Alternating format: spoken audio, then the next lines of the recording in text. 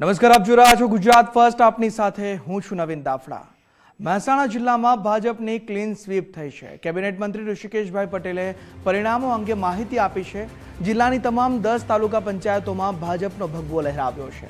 જિલ્લા પંચાયતની 42માંથી 38 બેઠકો પર ભાજપનો શાનદાર વિજય થયો છે.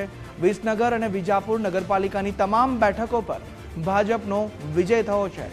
વિસનગર તાલુકા પંચાયતની 24માંથી 21 બેઠકો ભાજપને ફાળે ગઈ છે.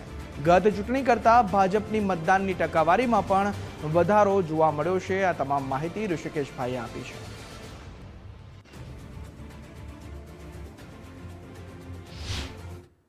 મહેસાણામાં 10 તાલુકા પંચાયતમાં 10 તાલુકા પંચાયત ભારતીય જનતા પાર્ટીની બની રહી છે.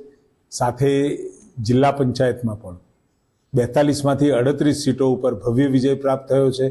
નગરપાલિકાઓમાં પણ ભવ્ય વિજય પ્રાપ્ત થયો છે. એમાં પણ વિજાપુરમાં પણ જેટલી નગરપાલિકાની સીટો છે તમામ સીટો ઉપર ભારતીય જનતા પાર્ટી વિજયી બની છે.